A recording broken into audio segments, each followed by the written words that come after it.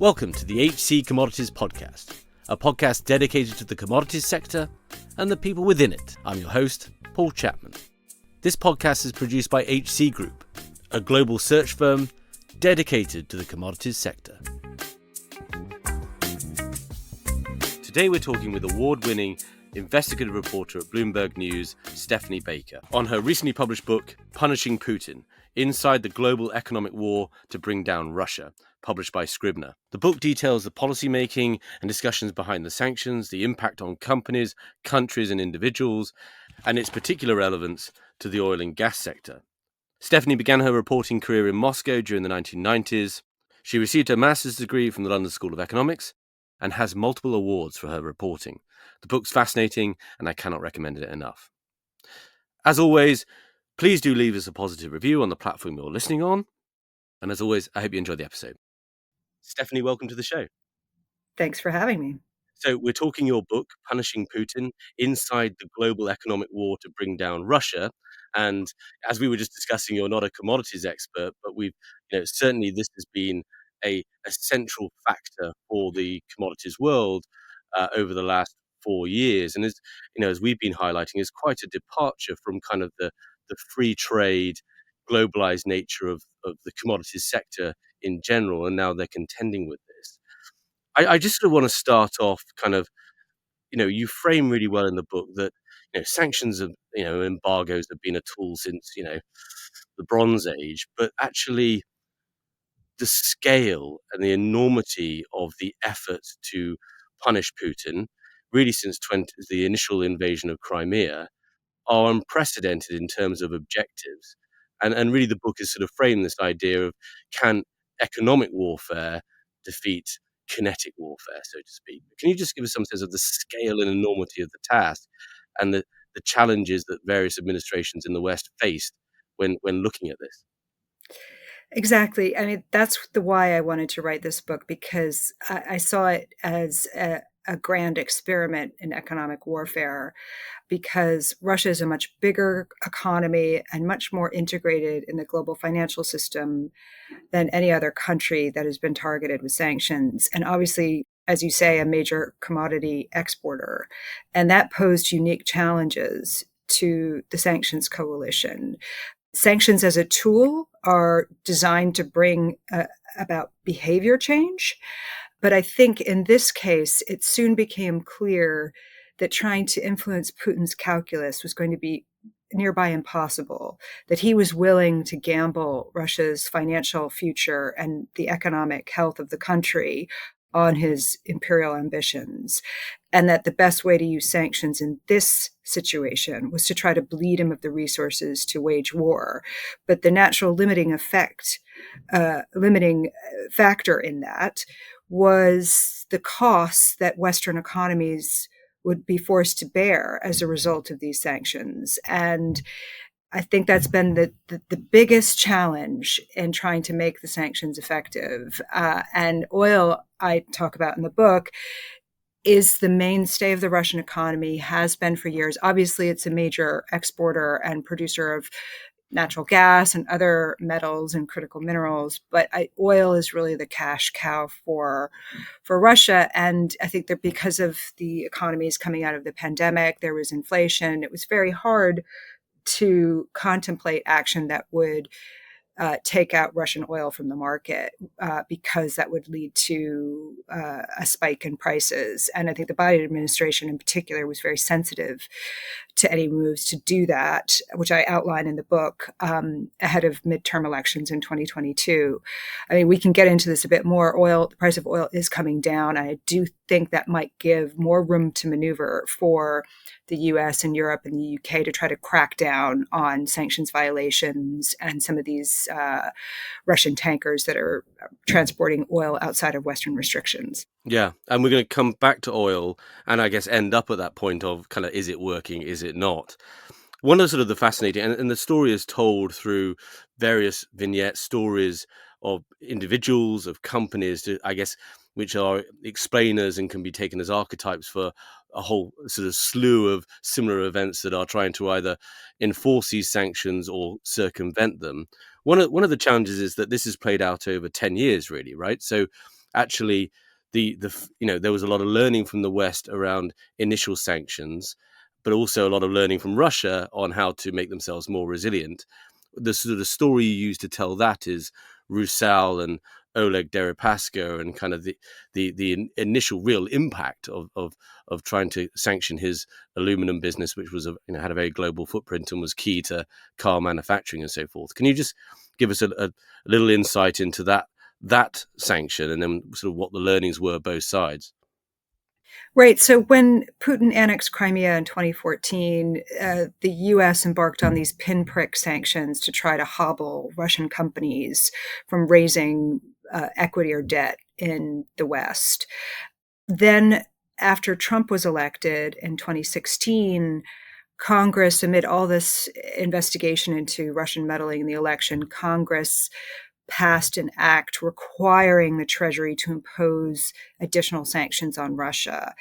And in 2018, the Treasury did so. It sanctioned 7 oligarchs, one of whom was Oleg Deripaska. Now, Deripaska is someone I interviewed at length in 2011. He invited me into his home, really tried to spin his story. I knew what he was up to. But at that point, he was trying to salvage his empire from having gorged on debt, and he was struggling to kind of recover from the financial crisis.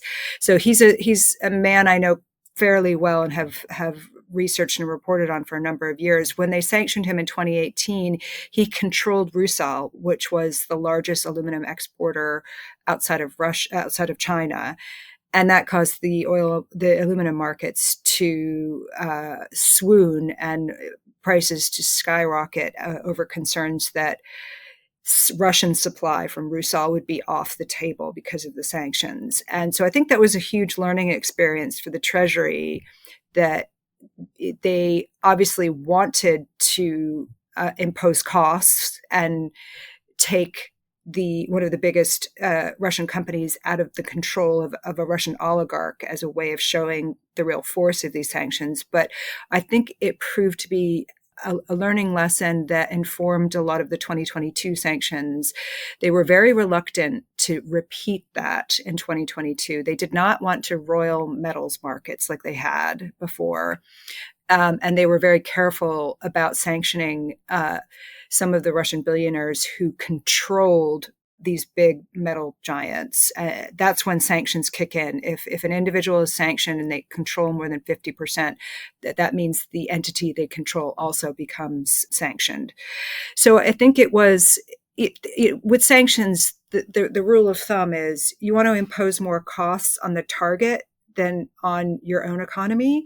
And I think that was a prime example of how they hadn't got the calculations right. And they should have perhaps moved a little bit more carefully. And I think they did in 2022, and we can debate the effectiveness of that. And I do think in some cases they could have gone harder on some of the Russian billionaires in 2022. But you could see them gingerly stepping around potential landmines that might blow up in global markets. Yeah, yeah. And at the same time, Putin's regime was learning. They'd started to set up this alternative to SWIFT, which was, we all remember, a key debate that was going on very early, at the outset of the invasion, and also, were selling down dollar reserves and so forth. I guess in anticipation that they were, this was the trend that the West was going to take, and that they needed to have some resiliency towards it. Absolutely, yeah. Particularly on the Russian central bank reserves, they consciously moved Russia away from dependence on the dollar. Because if you remember, after 2014 and again in 2018, there was just talk of perhaps going after those reserves. That didn't happen. But I think that was taken as a warning sign for Putin, and Russia radically reduced its dollar holdings and expanded its holdings in euros. And that appeared to be a calculated bet on Putin's part that the US might go after Russia if he invaded Ukraine, but Europe would be too divided to act. Now, he was wrong on one level, because Europe, the US, UK, and Japan were united and immobilized $300 billion of Russian reserves within 2 days of the invasion, and he did not see that coming. That was the ultimate element of surprise, wartime tactic. But he was right on another level, because now there's debate over whether or not we can go the next step and actually seize those assets and use them for Ukraine. And indeed, Europe has been too divided to act on that. There's opposition from Hungary, Germany, France about doing that, concerns about sovereign immunity, how it might hurt the future of the euro. Of course, the Baltic states and Poland are pushing hard for it, saying that it's a perfectly legitimate and lawful thing to do as part of international countermeasures.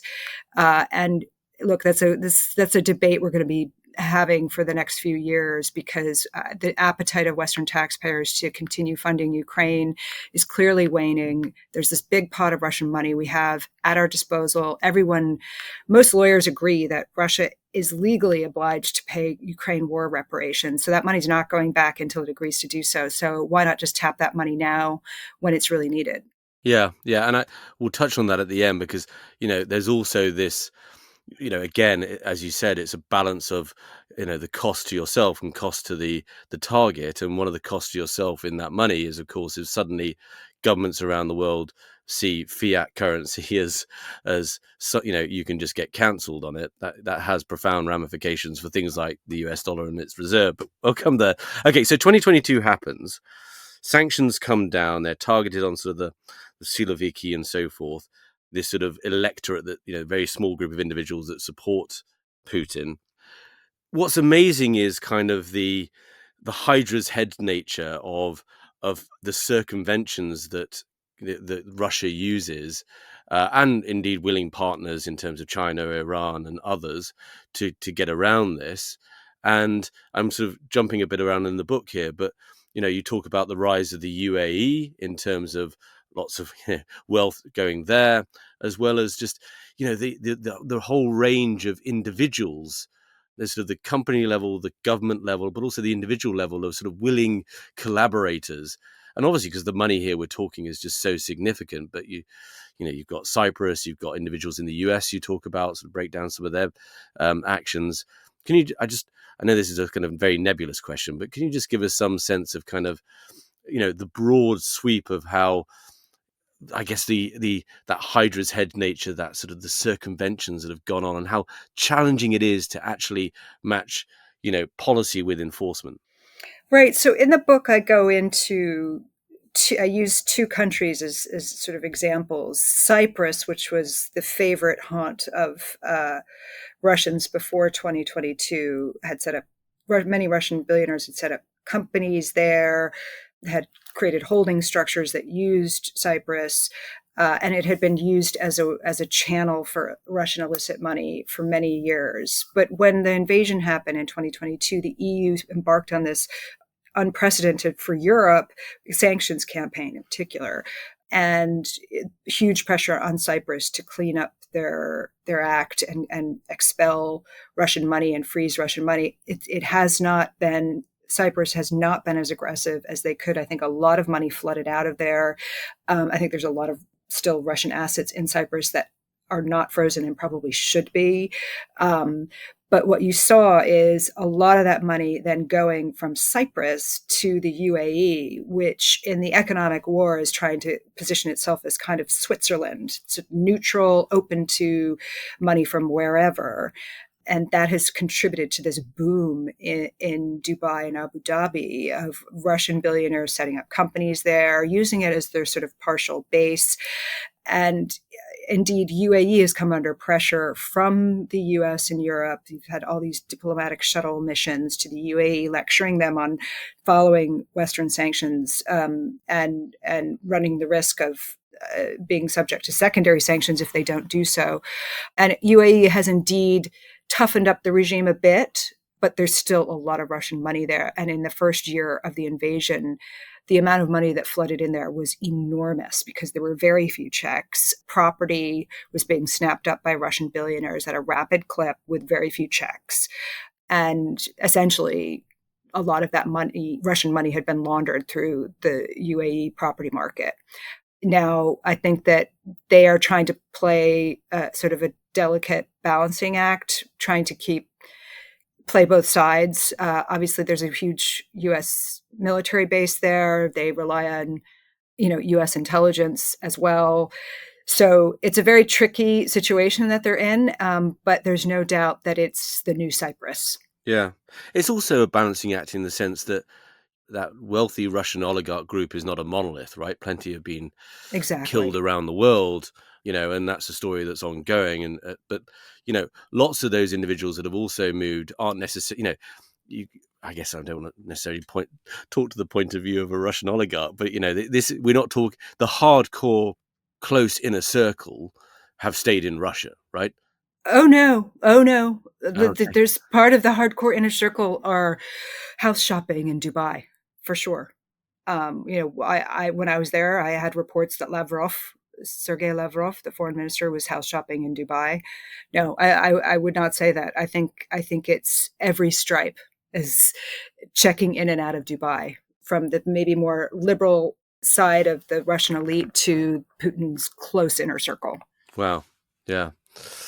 Interesting. Okay. Well, and again, it's sort of fascinating how you unpick all that, and it's also as well that we're talking British lords being involved in Cyprus. I mean, there's also a willing suite of individuals that have been a party to this, and again, because essentially this construct of very wealthy Russians being in London, London grad, we talk about that in the book, Cyprus, wherever it is, have the riches have been sort of very persuasive. Absolutely. And in some respects, they've recreated Londongrad in Dubai, with the suite of services that they used to enjoy in London: the lawyers, the accountants, the private schools. And they've managed to replace that Londongrad to some extent, with a willing cadre of fixers and enablers. Because regulation is not very strict in Dubai on a lot of things, despite the pressure from the international financial community for the UAE to clean up its act. So they have been welcomed in, and in a way, it's transforming UAE itself. You do hear Russian spoken more frequently in Dubai, and it's there is a large community there that is changing the nature of the country. Yeah, and tough for the US as well in the sense that, and this is sort of setting aside the moral outrage, the reality that you can only use the dollar so much before actually the outcomes are you're accelerating that de-dollarization, and obviously with the level of debt the US has, that would be a very concerning outcome, right? So across the board, you've got this balancing.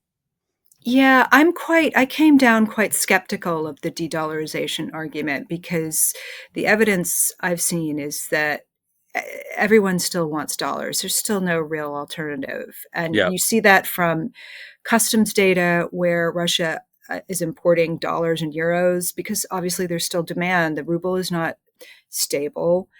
Chinese yuan is the alternative, and that's not a fully convertible currency. And there's actually a Chinese yuan bit of a crisis in Russia right now, because Washington has threatened to impose sanctions on financial institutions that do business with Russia's military industrial complex and anyone that's sanctioned, so called secondary sanctions. And that has caused Chinese banks to pull away from doing business with Russia. They don't want to be cut off from the US dollar for the sake of what is, in global terms, a relatively small business. So I'm sure there's going to be some efforts to develop alternative payment systems, use of crypto, which was rampant in the UAE. I saw evidence of that, but I still think the dollar reigns supreme. yeah. And the downside, the decline of it would be very modest, if at all. Yeah, and I think I'm kind of with you there, having done a couple of Mm. episodes on it, at least for now. I want to move on to for companies and what's happened to the McDonald's and the Starbucks and the Unipers and the Carlsberg and so forth, or Unipers on the other side. But one more piece. I mean, the other bit that's obviously causing problems is that these Kinsale missiles that are turning up in Lviv and Kiev, they've got Western components in them still. So there's still this pipeline of key technologies that's making it to Russia despite these sanctions. Yes, and I've actually done some subsequent reporting since I finished the book on this very issue. I've done a deep dive and spent many hours deep in Russian customs data looking at all this. Russia was able to import millions of semiconductors through middlemen operating mostly in Hong Kong and China, some in Turkey, some in UAE, because they are very dependent on Western technology for its precision guided weaponry, in particular missiles like the Kinzhals, as you mentioned. And because of the nature of the semiconductor industry, it's been very hard to control. The US teamed up with 38 other countries to impose export controls on Russia. But Russia has managed to develop these workarounds through these front companies in Hong Kong. And we checked out some of these companies. They're not at the addresses where they're registered. They keep opening up under new names and shifting addresses. It's very hard to control because once, say, a big semiconductor company like Analog Devices or Texas Instruments sells on through their authorized distributors, they then sell it on to somebody else and then sell it on to somebody else. So it's very hard to police that market. And they're not getting cooperation from the likes of Hong Kong, a bit more success with Turkey, but it's proven to be very difficult. And I think, as I mentioned earlier, the most effective way we've seen to try to shut down that trade is through the threat of secondary sanctions on banks that facilitate that business. And that is probably a more effective way to try to shut it down. Yeah. There's a delay in Russian customs data, but they warned on that in December. They warned again and widened the definition of who might be covered under that in June. And that does seem to have had some effect, but we don't know the full impact because we don't have the data. Yeah. And as you say, and as we've covered it historically, it's that banking and finance and insurance piece, that's sort of the linchpin about how to, where these seem to be very effective. The energy and resources sector is experiencing unprecedented change. To help companies navigate this world and capture its opportunities, HC Group launched Enco Insights in 2023. Enco has rapidly become the leading global expert network dedicated to energy and resources. Enco Insights leverages HC Group's 20 years of connections and dedication to the sector to give clients the expertise they need to take decisions fast. Connect with Enco's experts for anything from a 1-hour insight call to a longer-term consulting project at encoinsights.com. Right. Okay. So and this is, I guess, in part of the book that I found the most fascinating was you're in early 2022, and you've got these major multinational corporations, including the likes of BP and Shell, who've made enormous investments. I mean, talking about McDonald's, right? They turn up after the end of the Cold War, and of course, Russia doesn't produce the right type of potatoes, doesn't have any of the right infrastructure to be able to deliver that just-in-time menu, but it's a huge hit. So McDonald's has to spend billions building all that and the local know-how. And that's a story that cascades across relatively simple things like coffee, I say simple, all the way through to Sakhalin LNG liquefaction facilities, in eastern Russia. Billions of dollars invested. And then you've got these companies facing this decision. And some are very quick, some are very slow, but all eventually, or many, I should say, sort of pull out. And they're doing fire sales, and they're leaving behind all this investment, know-how, infrastructure. And, I think, was it Carlsberg gets taken up by Putin's former judo boss, as you describe. And, they basically, for $1 or whatever it might have been, have inherited an incredible industrial empire. Very tough decisions for these companies, very difficult. Some of them have the option to buy back in the future. That's not going to happen.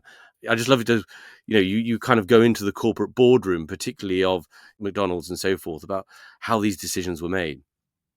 Yeah, I found it just fascinating, in particular because I started out as a young reporter in Moscow in the 90s, and I wrote about some of these companies that were coming in to take a slice out of this huge Russian consumer market that had just opened up. So I watched them build their business, lay down physical assets and start production of some of their consumer goods, in particular inside Russia. McDonald's is obviously the most fascinating example, such a huge symbol of corporate America and American capitalism. And they came in before the collapse of the Soviet Union in 1990. They really blazed the trail for so many other Western companies that did so. So they had a lot at stake. 850 restaurants, mostly, unusually, 85% were directly owned by the company. They weren't franchises. So they had a real, they were initially shocked that thinking that, the invasion, they would never get out. And then they quickly pivoted and suspended operations, and then even more quickly turned around and decided to sell their business to one of their franchise partners. And I think they were I've held them out as the kind of model for how to do it, because they did drive a really hard bargain when they sold the business in terms of protecting their brand. And other companies that sold out a bit later or even around the same time weren't so successful.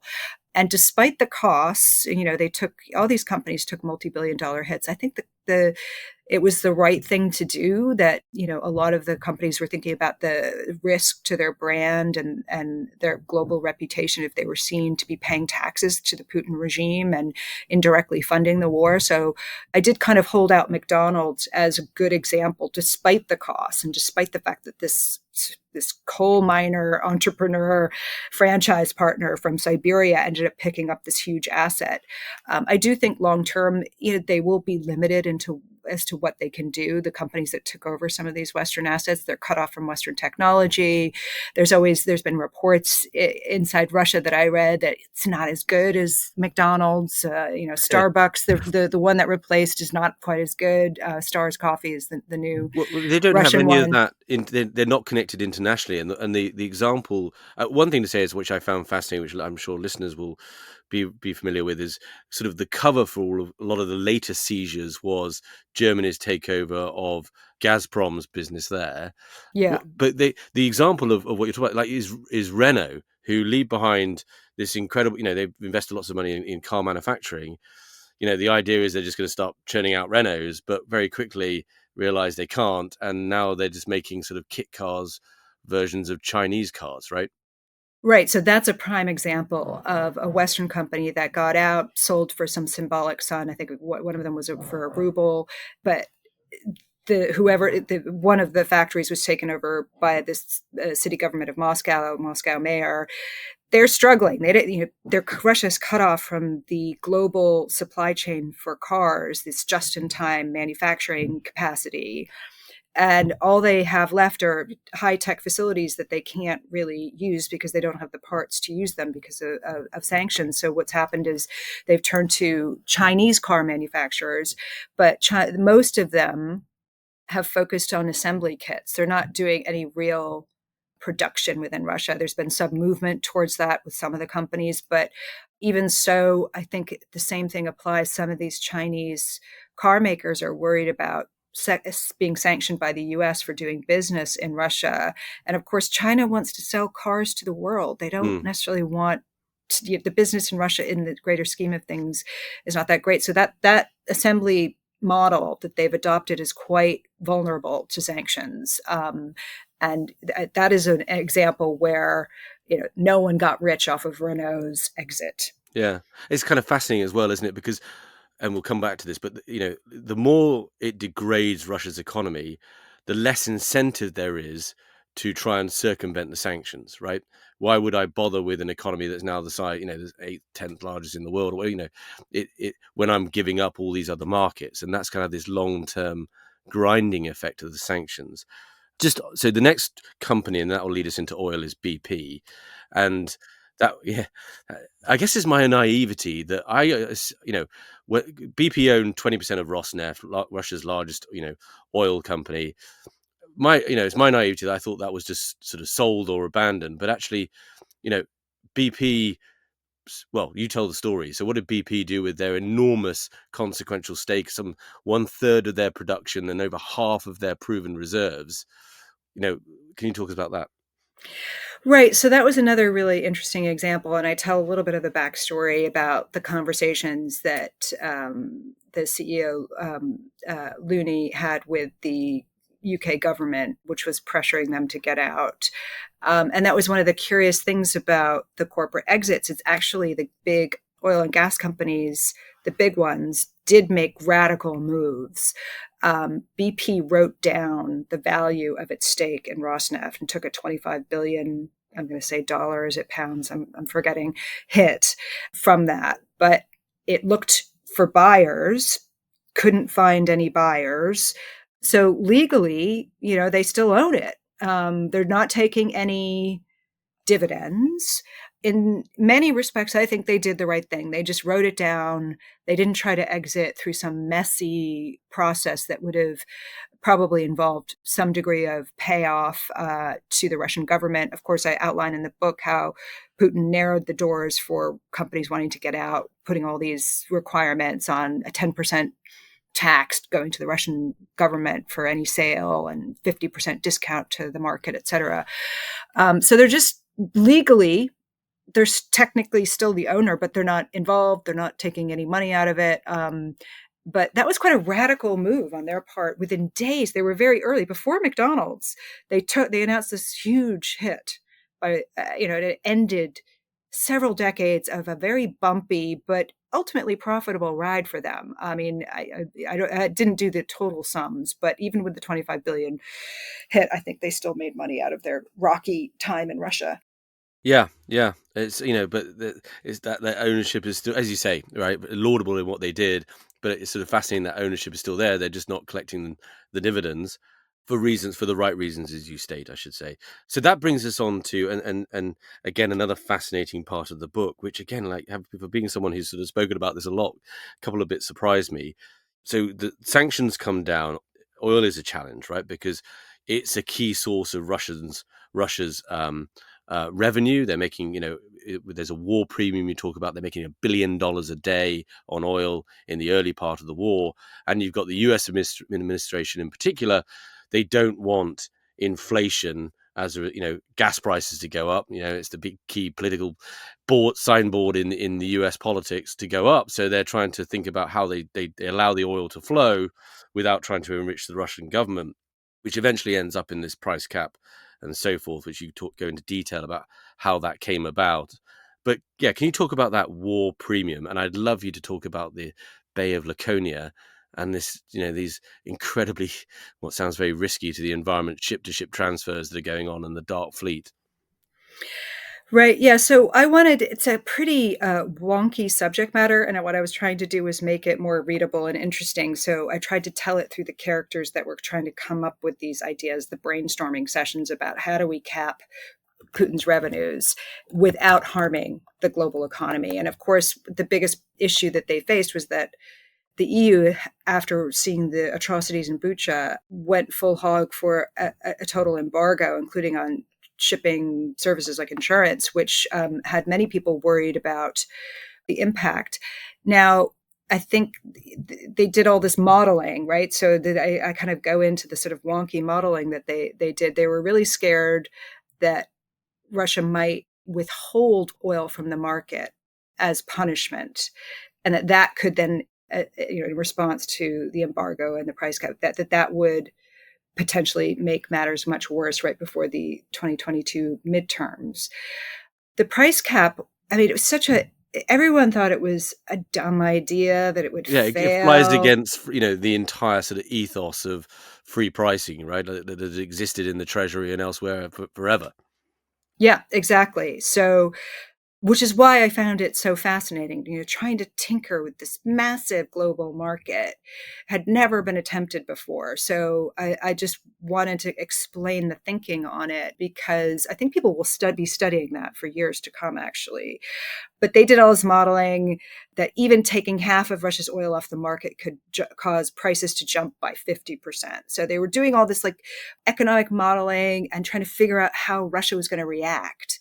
So they come up with this price cap. There's all this horse trading going on in Brussels about, okay, we're going to try to cap oil, bar Western services for oil unless it's sold at under a certain particular price. They finally agreed that price is $60 a barrel.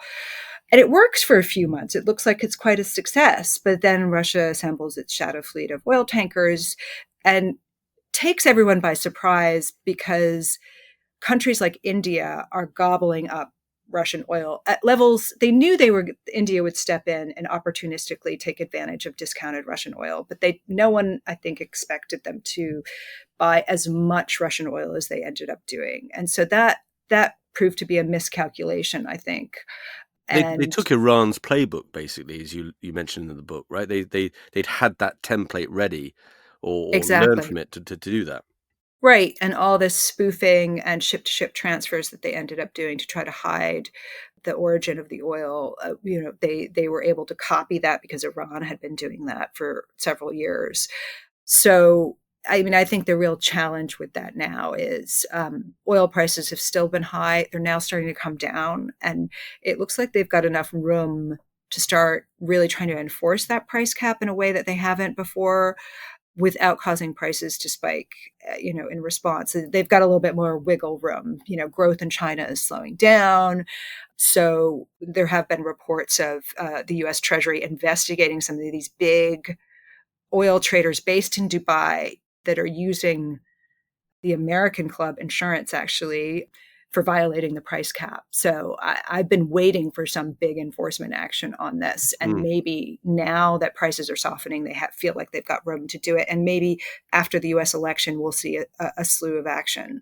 Yeah. There were some reports out of New York, right? There'd been some raids and so forth on various insurers. So, it's coming.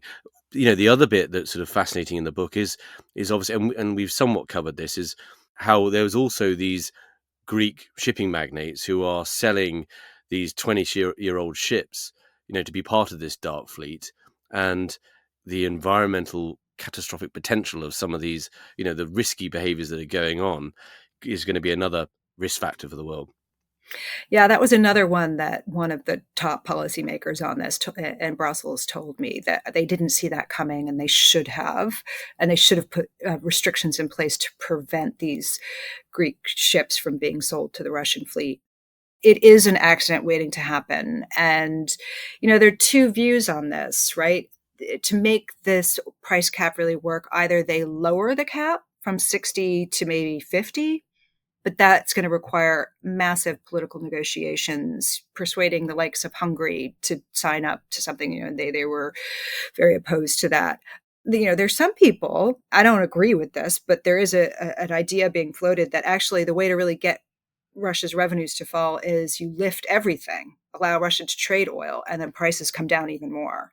Yeah. I don't know if I believe that. I think that's a harder one to argue, because that could be a race to the bottom. I'm not so sure about that one. Yeah, well, OPEC's, although they delayed the decision, have been obviously talking about raising production. And this will bring us on to the major question of the book and all the work behind it. So Russia's oil premium, its income is, $1 billion a day, but that has shrunk quite significantly when we look at 23 and 24. And so the question that's sort of there is, did we expect too much of sanctions initially, and are they doing their work today? I mean, are we seeing a degrading of the Russian economy?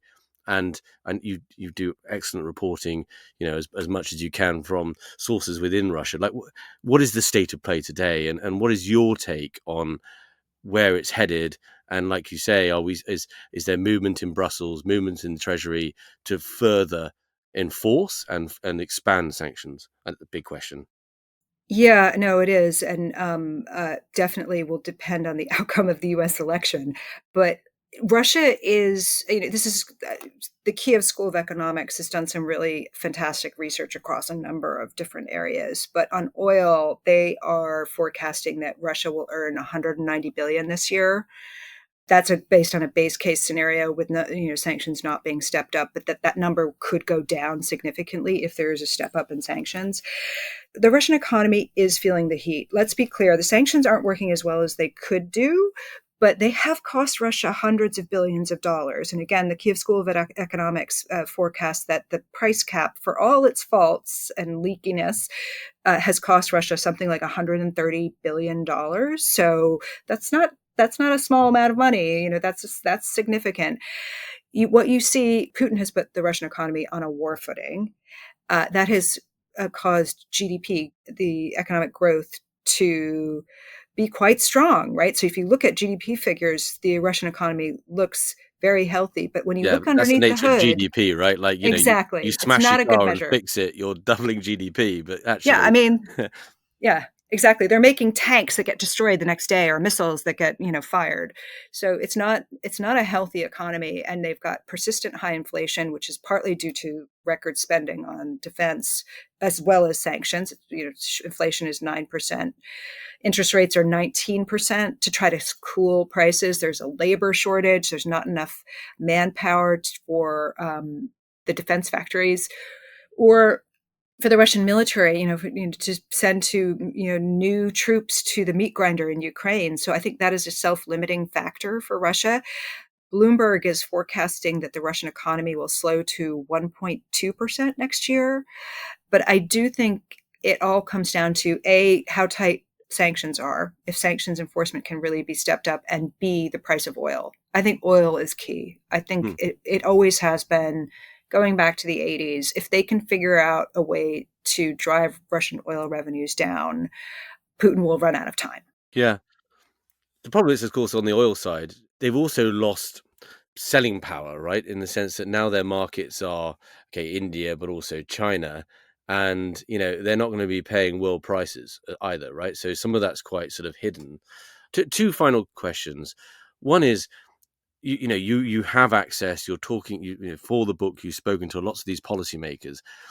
Do you have any sense right now, and again, we've got to weave in the US election here, if Harris wins, what would that mean? If Trump wins, what would that mean? And do you see active thinking, active sort of policy making to further these sanctions right now and further the enforcement? Right. So on Harris, she's got a couple of economic advisors that have worked on sanctions in the Biden administration. She's being advised by people who have been tough on sanctions. So I would suspect she would be pretty tough and maintain the Biden sanctions, and maybe feel like she's got room to step them up a bit and step up enforcement depending on the economy. Trump is another matter altogether. As I outlined in the book, Trump was very skeptical of sanctions against Russia, even though he liked them in terms of Iran. But he was Yeah. always against the Russia sanctions, and was forced to roll out the economic penalties under pressure from Congress, as well as his rather hawkish national security advisors. So we have to go off of what Trump has said. He wants to end the war in a day. He hasn't spelled out how he's going to do that. I don't see how he can do that without just calling a ceasefire, ceding territory to Russia, and probably some form of sanctions relief. And that would just allow Putin to regroup and rearm, because Putin does need some breathing room. I think that it would be false to assume that Putin would be satisfied with the current lines of control, and he'd probably come back to do this again, just like he did in 2014 with the Minsk Accords. Yeah. And I think that's what Zelensky's trying to tell Trump right now. They're meeting Right now as we talk. Exactly. They're meeting. Exactly. Yeah. It's also hard because, firstly, you're not actually dealing with a utility maximizing decision maker, right?